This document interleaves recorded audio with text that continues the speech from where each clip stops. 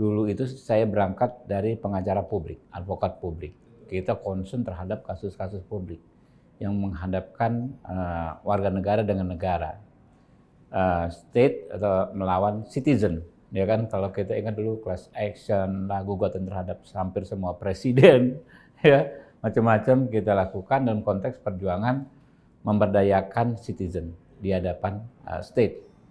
Nah ini ya salah satu visi dan misi saya ketika masuk ke DPR.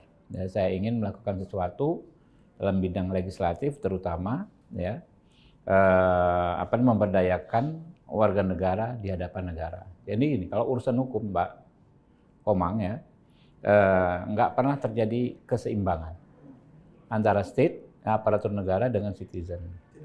Nggak pernah ada keseimbangan karena state itu kan powerful. Jaksa, polisi, hakim itu punya anggaran, punya kewenangan, punya fasilitas. Nah, dan orang yang berurusan dengan hukum atau citizen warga negara itu selalu ya low battery lah istilahnya gitu kan. Lebih lemah. Kebanyakan buta hukum, sebagian cukup besar miskin, ya kan ya, nggak punya akses terhadap bantuan hukum, ya sehingga ketika berhadapan dengan hukum terberdaya.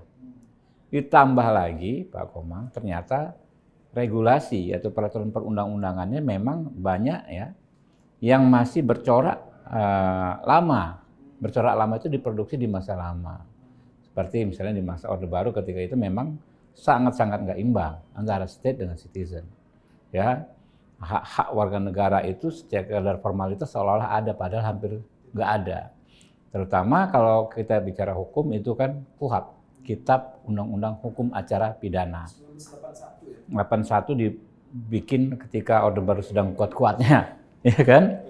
Kalau Anda lihat semua pengaturan di KUHP itu sama sekali ridiculous. Kalau kita menyebut itu produk hukum, bayangkan ya, orang bermasalah berhadapan dengan hukum, ya kan? Itu sebetulnya nggak punya hak untuk didampingi advokat.